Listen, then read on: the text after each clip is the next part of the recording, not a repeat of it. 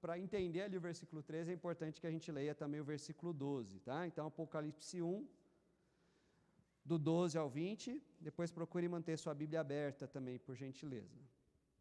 Ou se tiver alguém próximo a você sem a Bíblia, com dificuldade de achar, procura oferecer ajuda também. A palavra de Deus, no livro de Apocalipse, capítulo 1, versículo 12 em diante.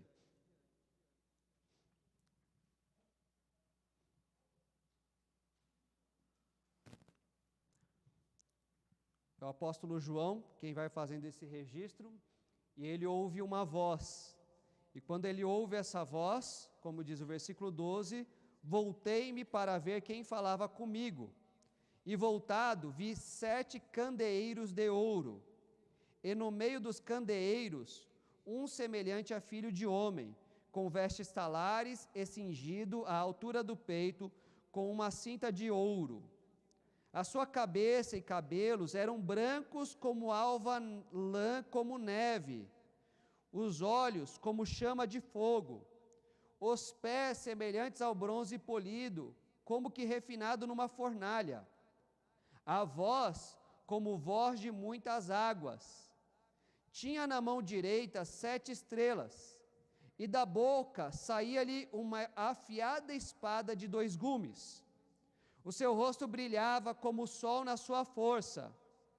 Quando o vi, caí a seus pés como morto. Porém, ele pôs sobre mim a mão direita, dizendo: não temas, eu sou o primeiro e o último, e aquele que vive. Estive morto, mas eis que estou vivo pelos séculos dos séculos, e tenho as chaves da morte e do inferno. Escreve, pois, as coisas que viste, e as que são, e as que hão de acontecer depois destas. Quanto ao mistério das 7 estrelas, que viste na minha mão direita, e aos 7 candeeiros de ouro, as 7 estrelas são os anjos das 7 igrejas, e os 7 candeeiros são as 7 igrejas. Aqueles de vocês que estiveram hoje de manhã, talvez tenham pensado bem numa figura, uma situação que é uma situação de festa. Agora a gente vai pensar numa outra situação, muitas vezes é de festa também, mas você, acredito eu, consegue se lembrar sem muita dificuldade qual que foi a cerimônia de casamento mais chique que você já participou. Talvez você tenha a alegria, não apenas de ter participado dessa cerimônia extremamente especial, como um convidado, mas talvez você tenha sido o noivo ou a noiva. Olha, já fui a muitos casamentos, muito belos, mas nenhum superou a minha cerimônia. É uma alegria redobrada. Ou talvez aqueles de nós que estão aqui conosco, que ainda não são casados, fiquem a imaginar. Olha, gostaria um dia de ter uma cerimônia que vai ser extraordinária, vai superar tudo que já se viu em termos de cerimônia de casamento. A passagem que nós lemos é a passagem como que de um encontro do noivo com a sua noiva. E vai ser talvez mais fácil para as mulheres imaginarem isso, mas eu peço a gentileza dos homens também fazerem esse esforço. Você está no local da cerimônia de casamento mais especial de toda a história. É um lugar belíssimo. Talvez você imagine o campo, um belo sítio, mas não só porque minha imaginação vai nessa direção mesmo, mas porque até para a gente apreciar aqui o que temos na Palavra de Deus, eu diria a você que é melhor imaginar um belo e suntuoso templo, com uma bela arquitetura, talvez uma porta muito grande, muito bem trabalhada em madeira na entrada, bem comprida, em que o véu foi desenrolado com o véu não, o tapete, né? A passagem ali com muito cuidado, com arranjos de flores cuidadosamente colocados ao longo de todos os bancos. Trabalho primoroso de floristas mesmo na parte da frente. Imagina esse lugar muito alto, com um cuidado de iluminação muito especial, e ainda muitos outros itens muito mais belíssimos que cabem na sua imaginação. E você comparece a esse lugar no dia e na hora marcado como a noiva, não apenas como espectador. Então, ao soar da marcha nupcial, as portas se abrem e a noiva se posiciona ali na entrada daquele templo e ela ouve uma voz. Uma voz que chama a atenção, uma voz forte, uma voz belíssima. Mas aquele lugar tão suntuoso, essa noiva procura. Quem é que está dizendo essas palavras? E como nós temos aqui no versículo 12, então essa noiva, nesse momento, como que vê aquele que está chamando, mas por meio e por entre as luzes daquele lugar? O versículo 12 fala que quando João se volta para procurar quem que o está chamando, ele vê esse ser por entre os candeeiros, as luminárias da época. É referência à própria igreja. Não vê diretamente. Então, ainda que procurando, tentando enxergar bem e talvez mesmo devagar, sem ansiedade, sem medo e sem emoção descontrolada, veja a firmeza dessa noiva, ela vai se aproximando. E quanto mais se aproxima, mais ela percebe detalhes magníficos de toda aquela situação, de todo aquele lugar, de toda aquela cerimônia, mas especialmente do seu noivo. Eu sei, na nossa cultura, normalmente, a gente presta mais atenção à noiva, ou à roupa da noiva, ou ao penteado da noiva, ou à maquiagem da noiva. Mas olhe e veja e anseie como se fosse a noiva, procurando lá na frente o noivo, que é descrito de forma muito preciosa. Então, ainda mais à distância, a noiva vislumbra as vestes desse noivo. Nesse texto descritas aqui no versículo 13. Alguém semelhante a filho de homem com vestes talares e cingido à altura do peito com uma cinta de ouro. Não é apenas uma vestimenta muito bem preparada e mais do que adequada para uma cerimônia de casamento. Mas é a vestimenta, é aí que você tem que voltar no tempo também, utilizada pelos sacerdotes. Então, o que chama a atenção nesse momento é que esse noivo está preparado não apenas para uma união dele com a noiva, mas como sacerdote preparado para trazer a união dessa noiva com o próprio Rei e Deus soberano, Criador dos céus, da terra e de todo o universo. E isso está de alguma forma estampado nas suas próprias vestes, de forma riquíssima, inclusive, o cinto é de ouro. Isso já é algo que traz esse vislumbre tão especial, mas essa noiva não vai se contentar apenas em se prender aos detalhes, mesmo que tão preciosos, dessa roupa. Ela procura, ainda com mais atenção e mais nitidez, vislumbrar melhor esse noivo. Então agora ela consegue enxergar a sua cabeça e os seus cabelos, que de acordo com a primeira parte do versículo 14, são brancos como alva lã, como neve. E aqui não é porque a idade já veio chegando e o cabelo veio ficando branco, mas é a própria referência, sinal, símbolo de santidade. como inclusive muitas vezes a igreja canta, que pelo sangue de Jesus nós somos transformados em mais alvos do que a neve. Então, essa noiva vê o noivo com a expressão máxima de toda a pureza e toda a santidade. E esse vislumbre, então, aumenta ainda mais, inexplicavelmente. Porque ela já está tomada de forma tão profunda pelo amor e agora pela beleza não apenas das vestimentas, mas também dos seus cabelos e da sua cabeça. E parece que ainda sobrenaturalmente isso vai crescendo.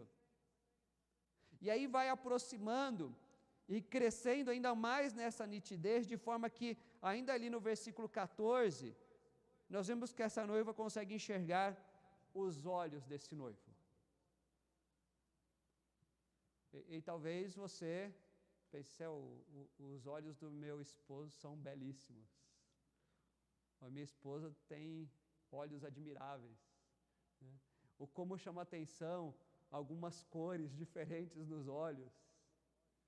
E agora essa noiva está olhando nitidamente para esses olhos, que são olhos como chama de fogo. Porque os olhos desse noivo enxergam todas as coisas, podendo queimar aquilo que há de ruim, ou purificar, como que pelo fogo, aquilo que precisa de purificação. Mas no olhar nos olhos desse noivo, essa noiva se dá conta de que ele é aquele que sabe de tudo, de quem não se pode esconder.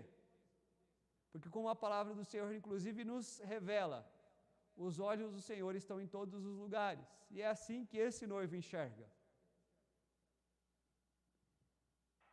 E nessa admiração dessa noiva nesse momento, não há medo. Não é uma atitude de, ainda bem que eu sou tão boa quanto. É, apesar de quem sou, Ele me conhece e sabe quanto que eu preciso desse grande amor. A atenção para as roupas, o cabelo, a cabeça, os olhos, mas ainda há mais, não é apenas isso.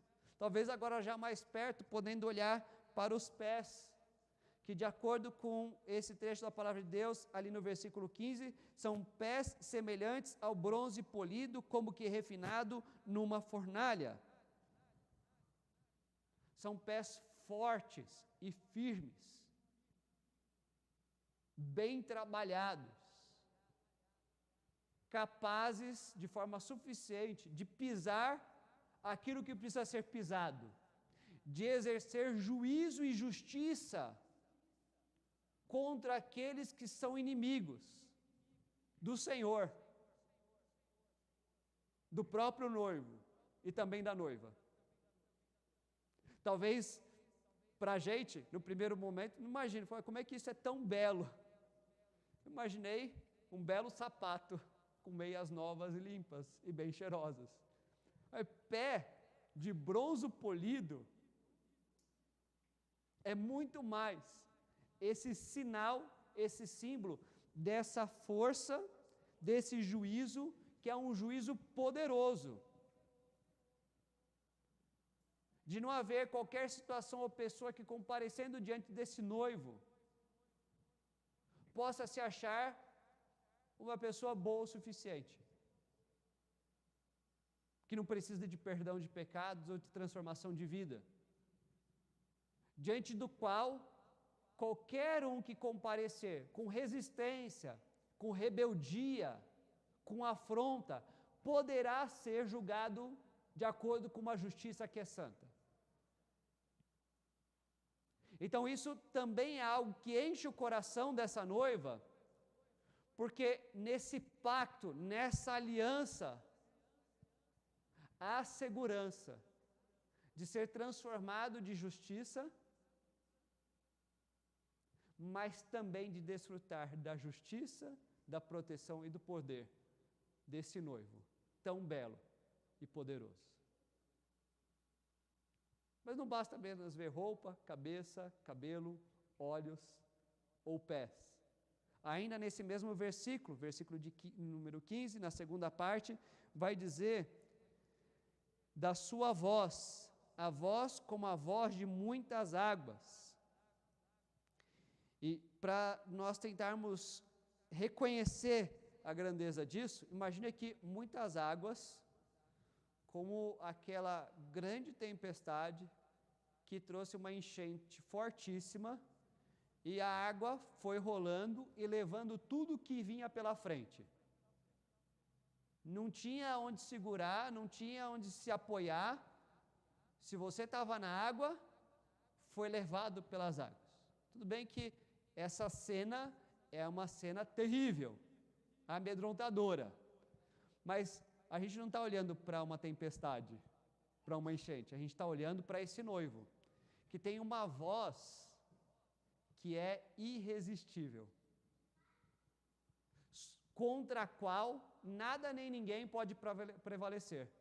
Aquilo que o Senhor falou, aquilo que é anunciado por esse noivo, é verdade, e suas promessas serão cumpridas plenamente. Talvez eu, você, a noiva, tentando convencer muitos de muitas coisas, e não conseguiram nada por conta própria. E bastou que esse noivo dissesse poucas palavras, e grandes transformações aconteceram, porque a sua voz, a voz como de muitas águas, é uma voz irresistível. E então, além de ouvir essa voz, veja a quantidade de experiências sensoriais que a palavra de Deus descreve aqui. Agora, essa noiva detém a sua atenção, o seu olhar, na mão direita.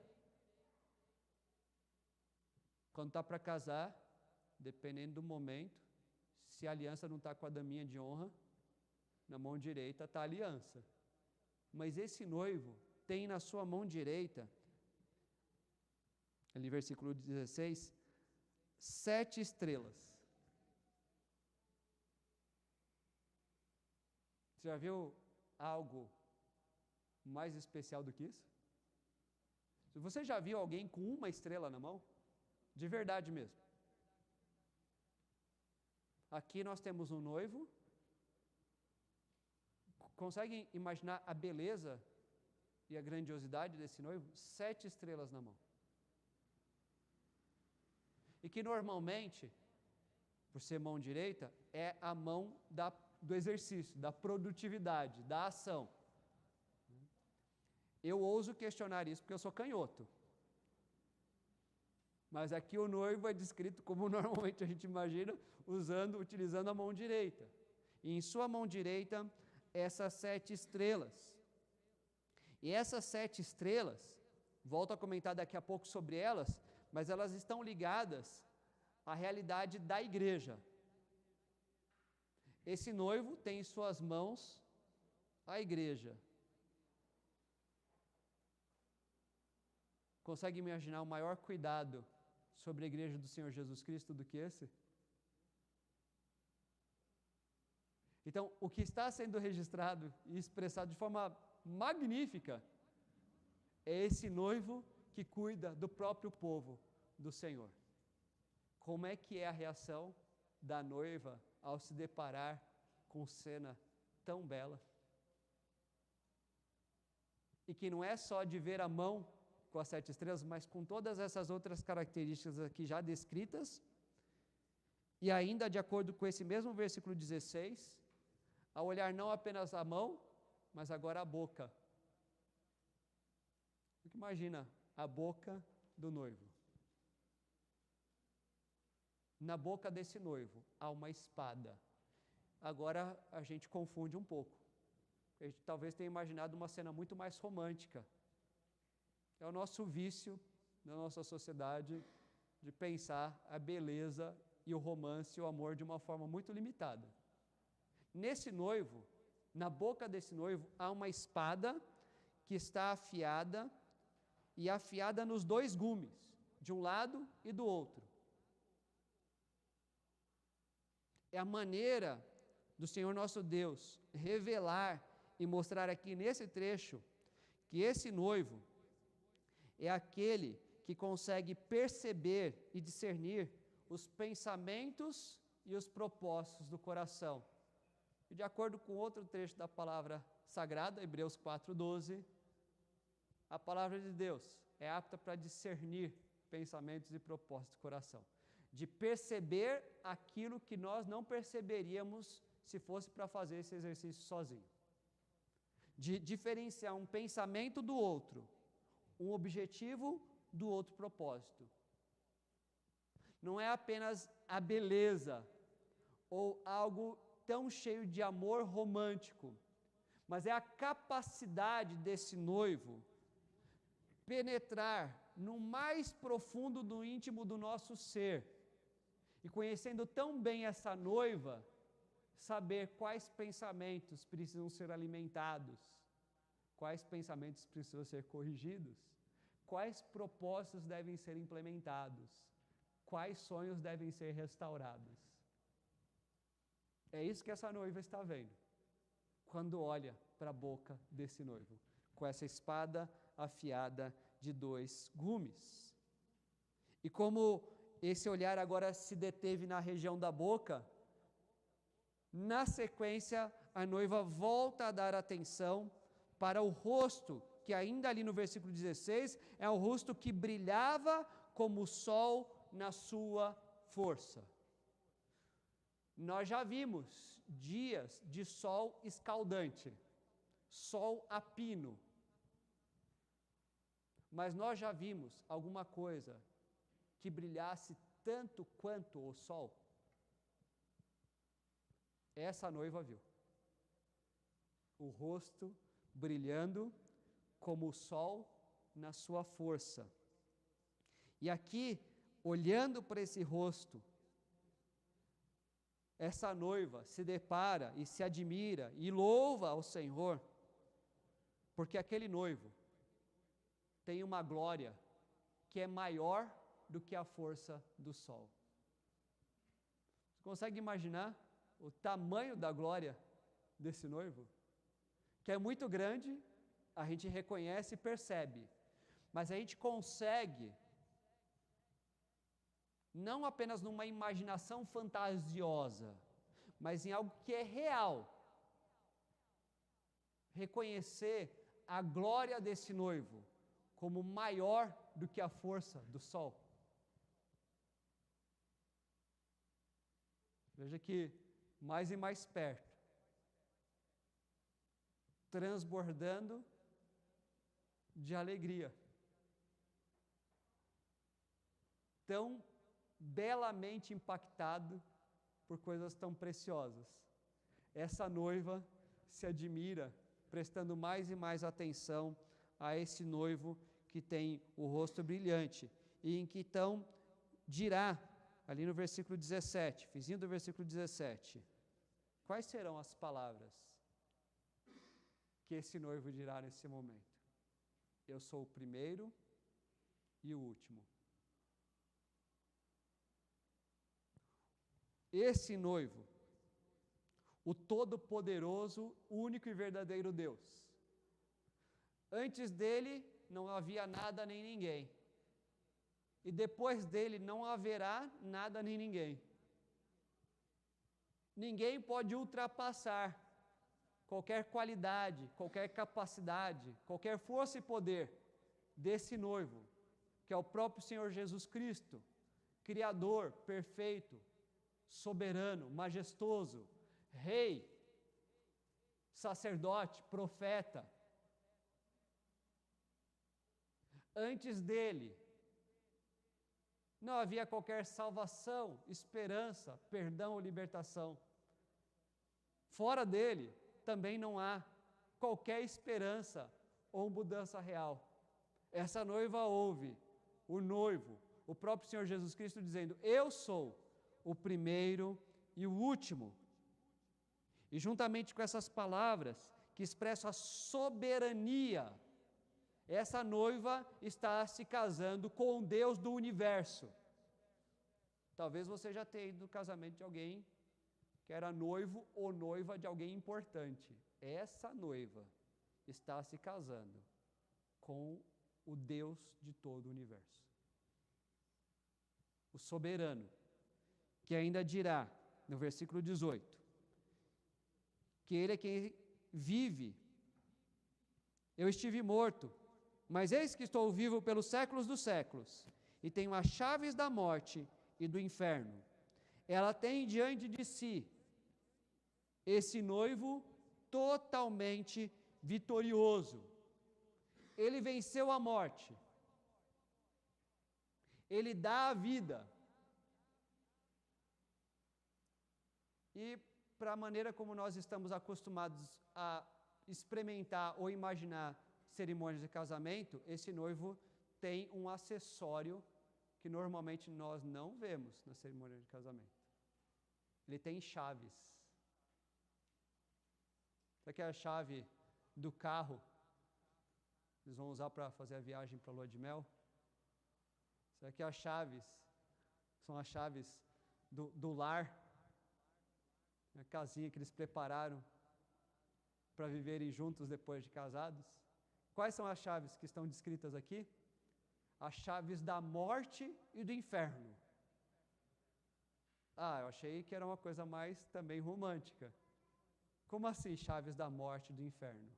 Esse noivo é aquele que tem a autoridade e que pode determinar a morte e a vida. Quem está no inferno, quem não irá para o inferno. É a própria promessa vitoriosa de nova vida, de liberdade, abundância de comunhão com Ele mesmo. Não é apenas uma aparição esplêndida do Senhor Jesus Cristo, mas é a própria palavra de autoridade, que ao mesmo tempo é um convite. Não há como se livrar da morte, não há como se livrar do inferno, a menos que você tenha essas chaves, para trancar ou destrancar, para entrar ou para sair. Mas nós não temos essas chaves. Mas esse noivo, o Senhor Jesus Cristo, as tem em suas mãos. E Ele venceu a morte, o pecado e Satanás, nos dando vida, que não é apenas uma vida de liberdade, mas é uma vida que vai muito mais além do que nós conseguimos imaginar quando nós pensamos num belo casamento. O Senhor Jesus Cristo se casa com essa noiva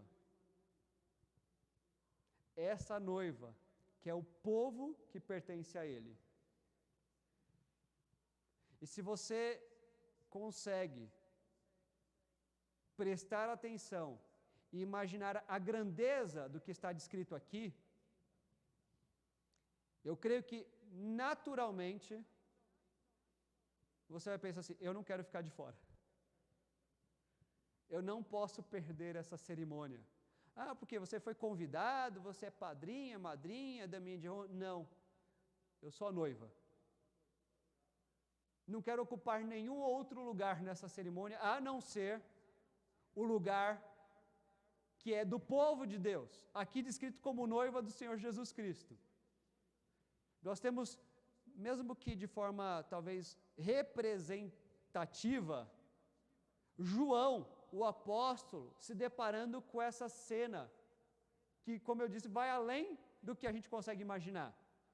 Mas veja, ali é um servo do Senhor, resgatado e restaurado, que recebeu nova vida em Jesus Cristo. Ele está vendo, ele viu isso que a gente está lendo aqui, tentando imaginar, ele viu como parte da igreja do Senhor Jesus Cristo.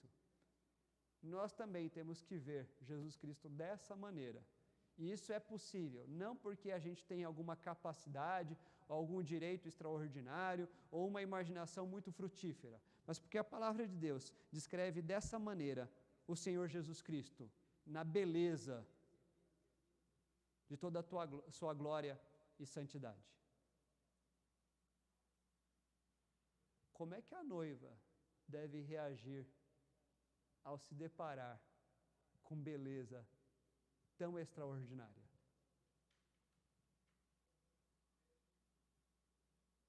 Qual que é a sua reação? Porque João, quando viu, de acordo com o versículo 17, ele caiu. E caiu como morto. Caí a seus pés como morto. Olhe confiantemente para o Senhor Jesus Cristo. E você não continuará de pé. Você não continuará vivendo como você tem vivido até então. Você não continuará vivendo tentando afirmar suas qualidades, seus potenciais, suas experiências, suas vantagens. Veja que João cai como morto. Ele reconhece que sem esse noivo, ele estaria morto. E ao olhar para o Senhor Jesus Cristo, o primeiro e o último, eu e você também devemos ter o mesmo tipo de reação. Sem esse noivo, sem essa aliança, eu estarei morto. Não há nada em mim, não há nada que eu possa oferecer. Eu preciso misericordiosamente do amor que apenas esse noivo pode me oferecer. Talvez você tenha dito, aqui é mais fácil com as mulheres de novo. Talvez você tenha dito, tenha pensado assim, né? Fiquei tão feio no meu casamento. Foi a noiva mais bonita de todos os tempos. Mas não ficou como eu gostaria. E aí, principalmente a mulherada, e o noivo também faz bem. Nessa hora, ele falou, não, você é a mais bela para mim. Viu, Giovanni? Mais bela para mim. Tem noiva mais bonita do que a igreja, em primeiro lugar. Mas se fosse para falar apenas entre nós, não tem comparação, só a Giovânia. Mas, diante de Jesus Cristo, a noiva é feia. Ela não é bela. Ela não tem nada que se possa apreciar. Ela não tem boas qualidades. Ela não se veste bem, ela não cozinha bem, ela não cuida bem da casa.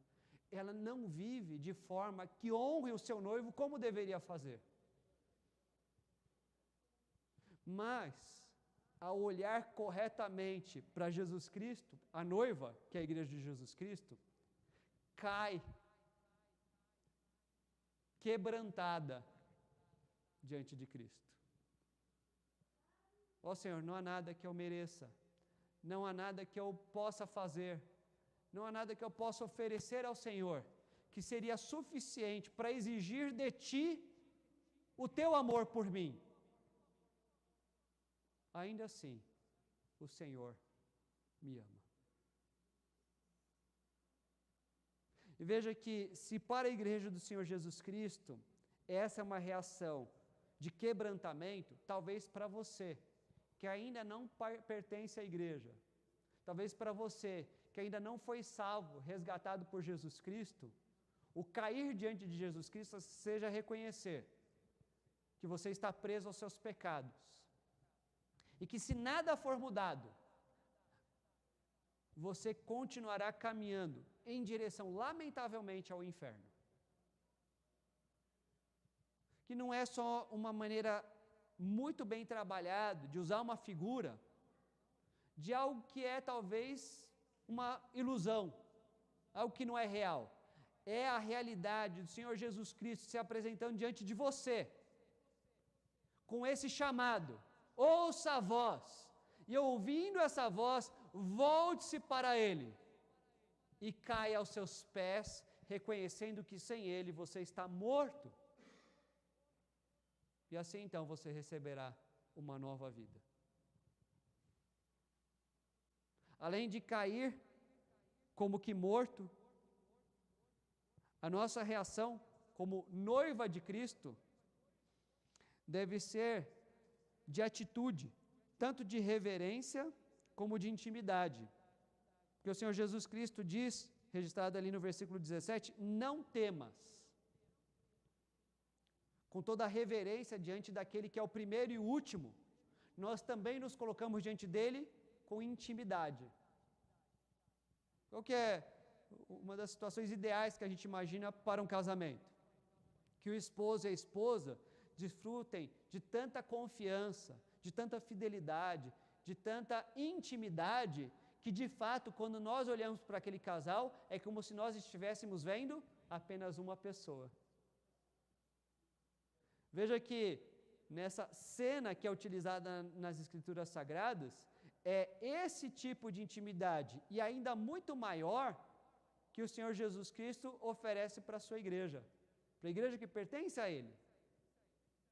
De reverência, mas de intimidade cada vez maior.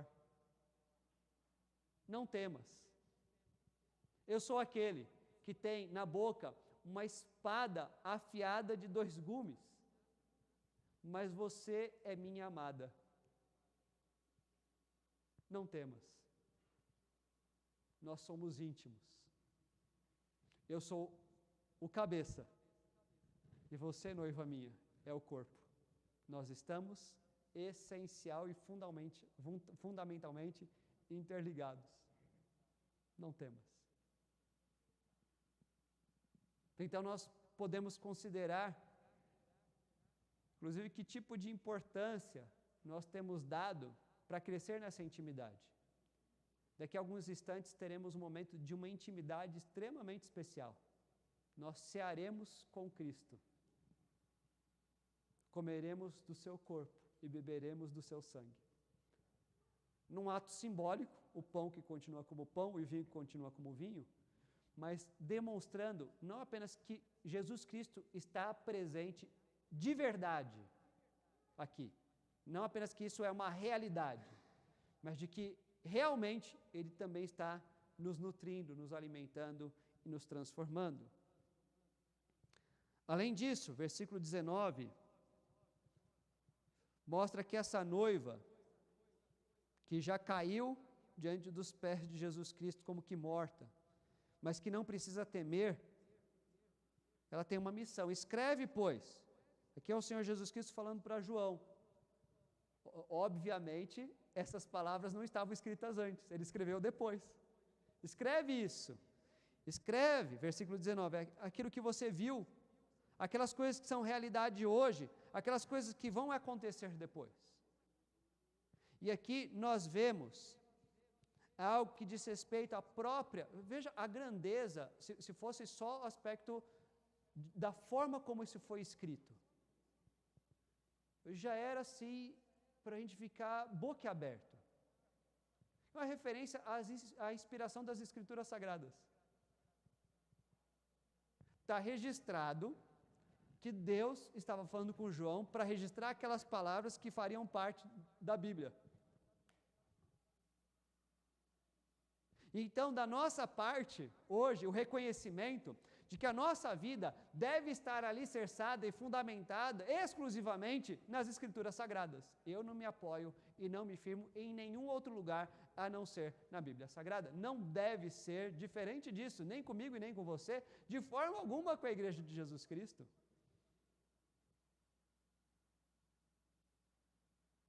Então, veja onde está a nossa fundamentação e segurança, mas junto disso, por que João tinha que escrever essas palavras? Para que a igreja ficasse sabendo. Então, eis aqui também a missão que a igreja tem de proclamar as verdades de Deus. A igreja, eu e você, que reconhecemos que antes nós estávamos mortos, mas fomos transformados pelo primeiro e pelo último. E por isso não precisamos temer. Então, agora, fundamentados nas Escrituras Sagradas, nós queremos que mais e mais pessoas conheçam a grandeza tão bela do Rei Jesus Cristo.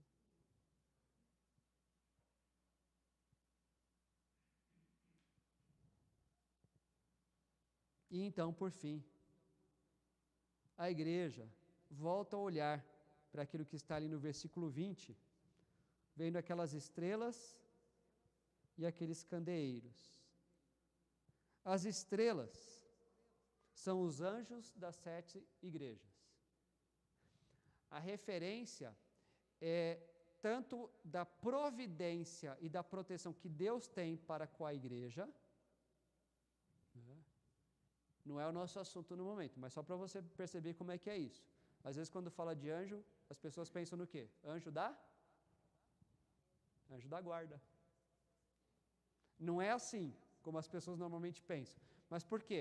Na palavra de Deus, muitas vezes nós percebemos essa postura protetiva de Deus para conosco usando os seus anjos.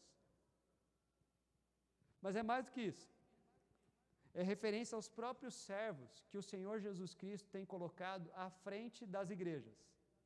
Não apenas de 7 igrejas, mas aqui o 7 é a própria simbologia da totalidade, de toda a igreja. E de forma tão especial que, quando a gente chega ali no capítulo 2, 7 igrejas receberão cartas. As cartas que chegarão às estrelas, aos pastores dessas igrejas. E aí os candeeiros, de acordo com a mesma declaração do Senhor Jesus Cristo, são as próprias 7 igrejas. Candeeiro, como eu falei, a luminária, né? Nada de energia elétrica, né? Mas nas lamparinas iluminando, né? Os castiçais. Olha como é que Jesus Cristo faz referência direta à igreja. As 7 igrejas são os 7 candeeiros. A igreja que está nas mãos de Jesus, porque as estrelas estão na mão de Jesus, a igreja está brilhando. E ela brilha uma luz que não é dela. Porque o candeeiro brilha ou faz brilhar, se for o caso, a luz da vela. Aqui o candeeiro, a igreja, brilha a luz de Jesus Cristo. Em volta na cena, João ouviu uma voz e entre os candeeiros, ele começa a vislumbrar esse noivo belíssimo que é Jesus Cristo. Como é que eu e você nos colocamos diante do Senhor Jesus Cristo nessa noite? Você precisa de uma vida que seja completamente transformada por Jesus Cristo? Clame a Ele por isso nesse momento. Você já foi resgatado por Jesus Cristo? Caia aos pés dele com o coração quebrantado. Não tema. Não é uma proposta de irreverência que, lamentavelmente, às vezes tem sido propagada por grupos e pessoas ditas religiosas. Estou na bênção, eu faço as coisas do jeito que eu quero. Não. Quando nós enxergamos corretamente o Senhor Jesus Cristo, nós temos reverência, mas não nos contentamos com a intimidade que nós alcançamos até agora. Nós crescemos nisso. Então nós cumprimos a nossa missão de, firmados na palavra, proclamar o seu santo nome. Como é que você pode fazer isso como parte da igreja ao longo dessa semana? Como é que você pode olhar não apenas para a sua vida, mas para a igreja como um todo, inclusive para a sua liderança, já que aqui fala do candeeiro e da estrela, como propriedade do Senhor Jesus Cristo e com cuidado tão especial, porque estamos nas suas santas, poderosas e amorosas mãos. Qual declaração de amor você faria a esse noivo, vendo algo tão grandemente belo? Feche seus olhos e faça essa declaração. Fale com o Senhor. Diante de tanta santidade, o que você precisa? Como é que você depende dele? O que precisa ser modificado?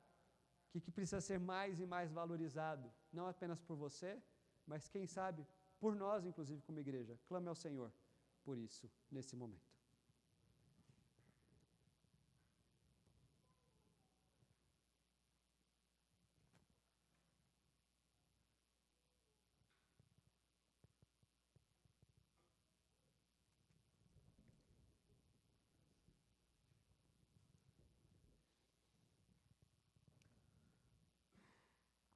Ó nosso Deus e Pai, nós agradecemos ao Senhor por tantas capacidades, por tantas habilidades que o Senhor dá a nós, seres humanos.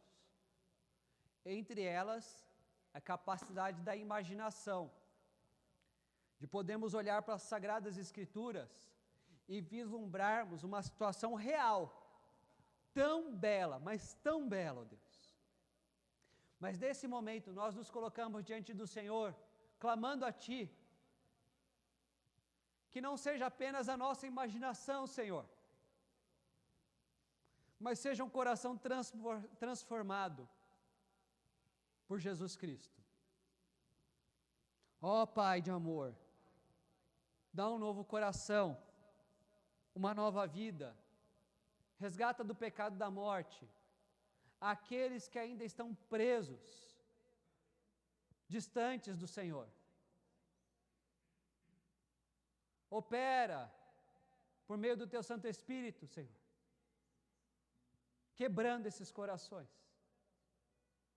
fazendo-os cair aos pés de Jesus, que num dia maldito foi colocado numa cruz, mas ali ele venceu a morte. Coloca a mim, a cada um de nós aqui, a Tua igreja que se reúne nesse lugar, ó Deus, diante de Jesus Cristo, sem temor, com uma intimidade que cresce a cada dia, com uma firmeza cada vez maior nas palavras sagradas. E assim faz de nós testemunhas constantes e fervorosas da graça que Jesus Cristo oferece. Que haja um compromisso real, prático, intenso, de anunciarmos ao mundo que há uma bela cerimônia para acontecer, que é esse encontro do Senhor Jesus Cristo com aqueles que ainda estão perdidos no pecado. Ó Deus, nós desejamos viver de forma santa e mais agradável, perfeita diante do Senhor. E enquanto isso não acontece, nos ajuda a sempre lembrar e confiar no bom cuidado do Senhor sobre a nossa vida e sobre o povo que se chama povo Teu.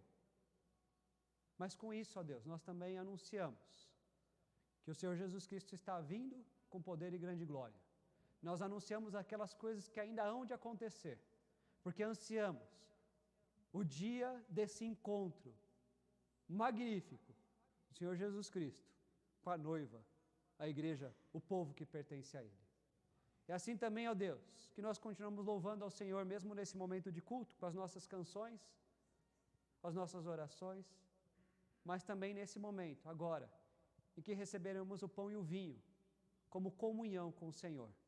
Assim santifica o Teu povo, e esse momento, e o pão e o vinho que foram separados para essa celebração, no nome de Jesus. Amém. Não há nada além do sangue de Jesus que possa nos transformar e nos trazer para junto dele. Confie nisso. Entregue completamente todo o seu viver diante dele. E se já é assim que você tem vivido, louve ao Senhor pela vida transformada que Ele tem dado a você e a tantos de nós que estamos aqui. Vamos em pé cantar ao Senhor. Deus